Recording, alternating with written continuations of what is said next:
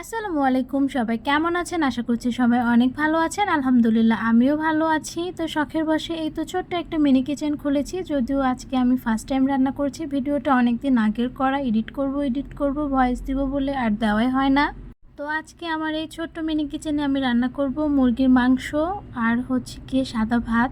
তো এর জন্যই তো আমাদের গাছ থেকে এখানে কাঁচামরিচ পেরে নিয়েছি, আর এই তো আমি চুলা জ্বালিয়ে নিয়েছি। যেহেতু মিনি কিচেনে রান্না করার জন্য সব কিছু ছোটো ছোটো, সেজন্য আমি এখানে এই তো মম জ্বালিয়ে রান্না করছিলাম। তো পেঁয়াজ কুচি আর কাঁচামরিচ কুচি দিয়ে দিয়েছি তেলের মধ্যে।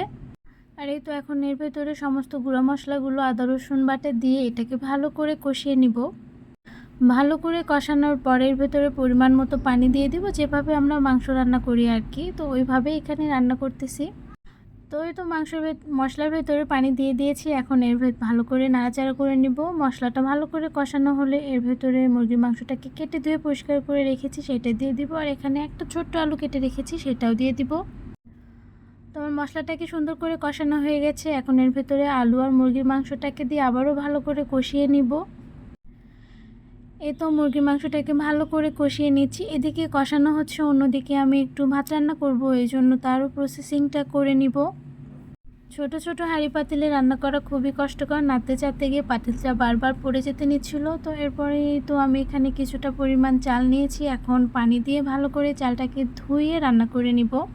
ছোট্ট কিচেনে রান্না করা বেশ মুশকিল, যেহেতু এখানে খড়ি দিয়ে রান্না করা যায় না, মোম জ্বালিয়ে জ্বালিয়ে রান্না করতে হয়। ছোট ছোট খড়ি কেটে দিয়ে রান্না করতে হয়। তো সেক্ষেত্রে অনেকবারই আমাদের জালটা নিভিয়ে গেছে, আবার জাল দিয়েছি আবার নিভিয়ে গেছে। তো অনেক কষ্ট করতে হয়েছে, তারপরও আলহামদুলিল্লাহ পারফেক্টভাবে আমরা মাংস রান্না করতে পেরেছি, ভাতটাও রান্না করতে পেরেছি। ভাত রান্না করতে অনেকটা মুশকিল হয়েছে, কারণ চুলাটা বারবার নিভে যাচ্ছিল।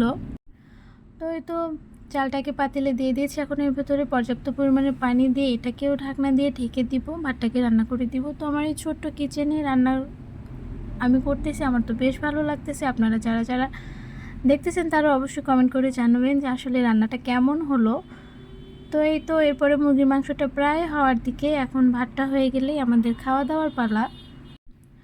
যেহেতু আমি এখানে ফার্মের মুরগি নিয়েছি, তো এটা সেদ্ধ হতে খুব বেশি একটা সময় লাগে না।